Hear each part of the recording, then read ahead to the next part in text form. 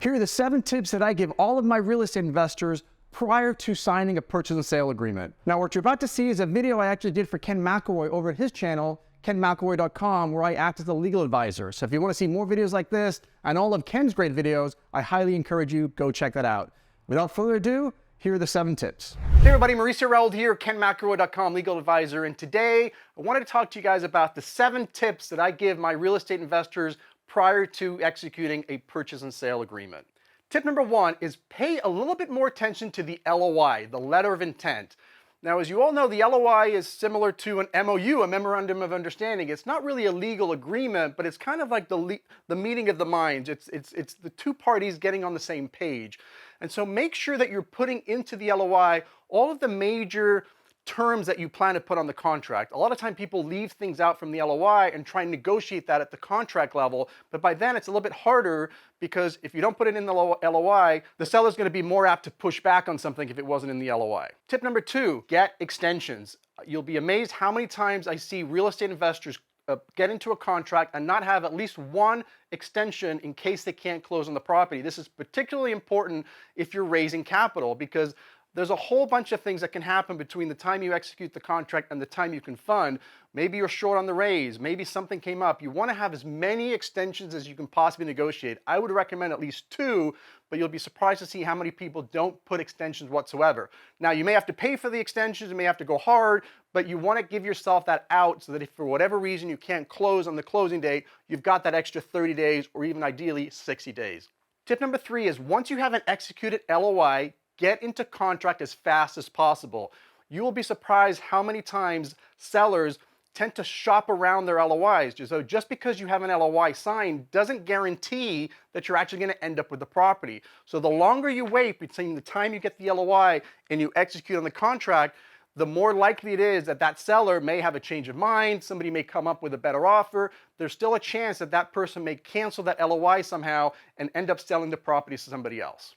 Tip number 4, use a real estate attorney. This is particularly true if you're raising capital. It always blows my mind that people end up raising $1 million or $2 million from investors and don't spend the time or the money because the risk-reward ratio doesn't make sense. Think about it. Your reward is that you're saving $10,000, $12,000, $8,000 on real estate fees, which by the way are paid from the project, but your risk is that something gets missed. Some easement that was in the report doesn't get picked up, or there's some environmental issue, or there's something happens in the contract that prohibits you from doing whatever it is that you wanted to do, and you end up hurting your investors, and even worse, you may potentially be liable to those investors. So you're raising $1 million or $1.5 million or $2 million.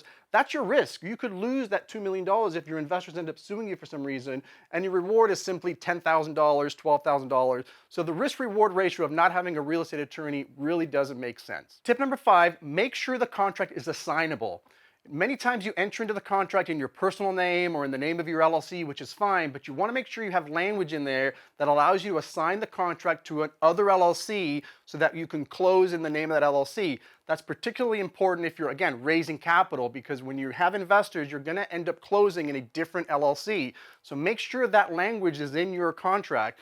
Now, it doesn't have to be a blanket language where you can transfer it to anyone. You can limit it where you can transfer it to an LLC that you control, but you want to make sure that language is in there so that you're not forced to close in your personal name or in the name of an LLC that you ultimately didn't want to have. Tip number 6, make sure that the seller is actually the one that owns the property.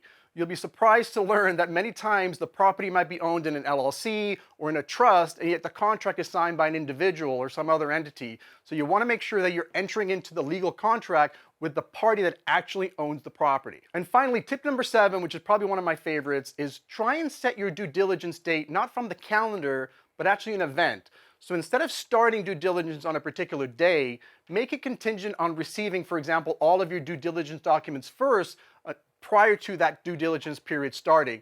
That'll typically buy you a couple of extra days or sometimes a couple of extra weeks because the seller usually drags their feet in getting you whatever due diligence documents you need. Now, it's really, really important here to make sure that you clearly define when that date happens, when that event is triggered and all of those documents are in. We want to make sure we're very, very specific. So again, it's super important to be working with a really good real estate attorney so that language can be in there. But if you can pull that off and not have your due diligence start until all those documents are in, that's going to buy you a couple extra days, and I've even seen a couple of extra weeks. So hopefully those tips were useful for you, and if you've got any questions, as always, feel free to leave them in the comments.